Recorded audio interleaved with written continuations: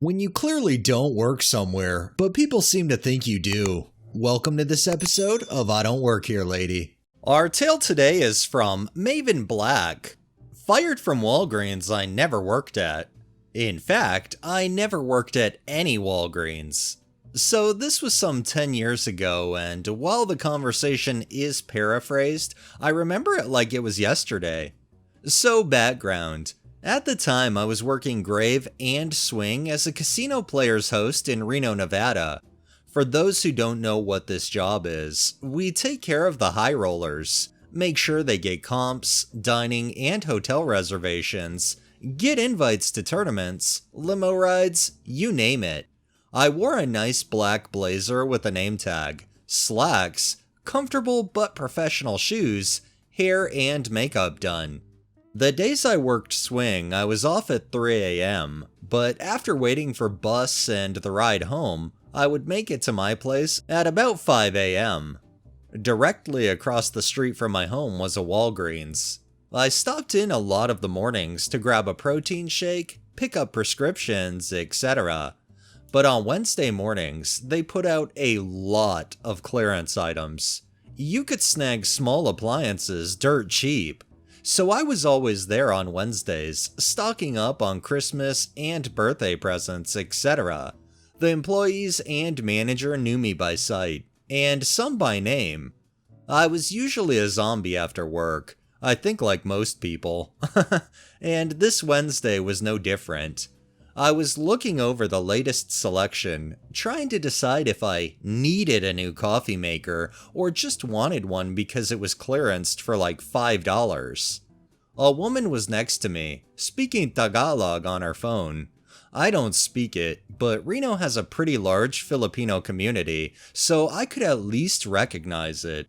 Her language is not important to the story, it just struck me how odd the little things we remember are. She finished her conversation and looked at me. "Can I get a discount on this?" I don't remember what this was. Some small appliance. "The box is smashed up." "No idea," I told her, "but I would ask to plug it in and test it before I bought it if the box is damaged." I have no idea if anyone can actually do that, but it seemed reasonable to me. "Why would you sell something that doesn't work?" she demanded. I had no idea at this point that she thought I worked there. I thought she was making conversation. In my defense, I was half asleep and just wanted a good deal on a damned stick blender. "Oh," I told her, "I absolutely wouldn't sell it, but I'm not in the business of selling things anyway." "Oh, so you're too good and important to sell things? Is that just for the low employees?" I finally looked at her. Until then, I was pretty focused on staying awake. I could see she was getting angry. It dawned on me that I still had my name tag on. I slipped it off. They're the kinds with magnets, not pins, and stuck it in my pocket. "Oh, sorry, I forgot to take this off. I don't actually..." I started to say I don't work here, but she was having none of that. "Oh, you think you're too good to help me, just because I'm Filipina?" She may have said Filipino. I confess, I don't know which is correct, and going only off of memory. "My money is good, you..." She said something in Tagalog that did not sound flattering. "You think you can trick me, taking off your name tag?" I just sighed. "I don't want your money. I don't work here. I am shopping. Please leave me alone." She ignored everything I just said except for, "Oh, you won't be getting my money because you need to give me this for free for not helping me."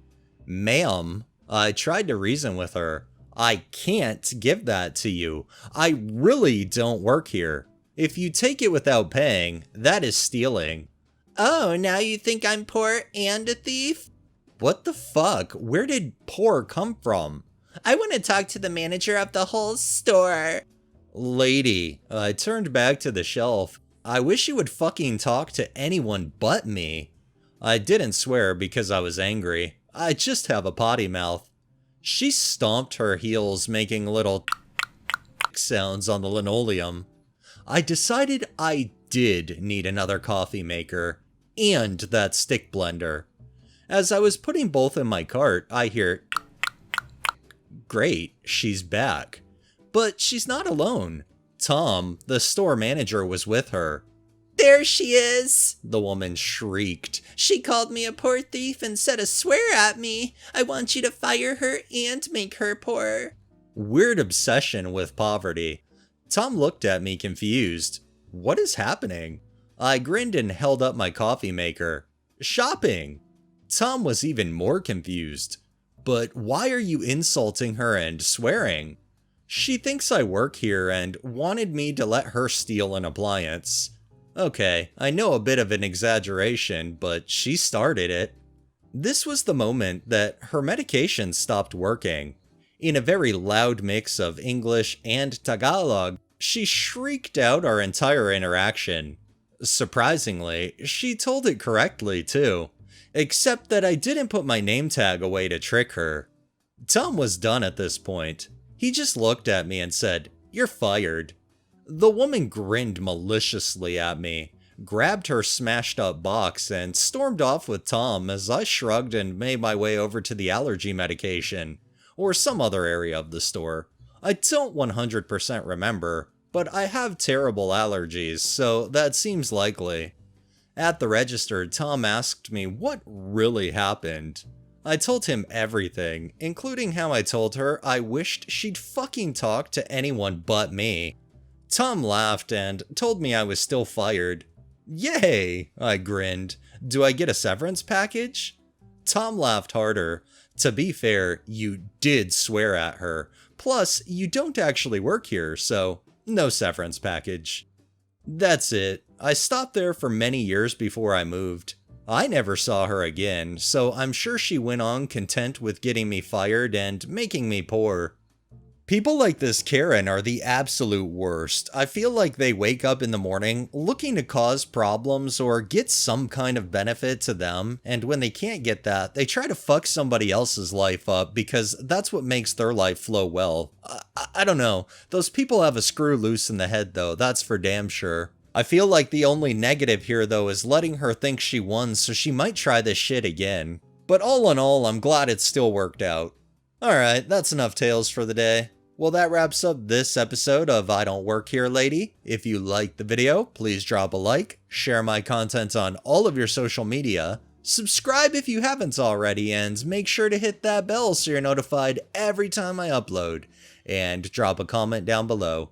It really helps with the algorithm and helps new people find my channel. Thanks for watching, thanks to my patrons, have a great day and stay safe out there.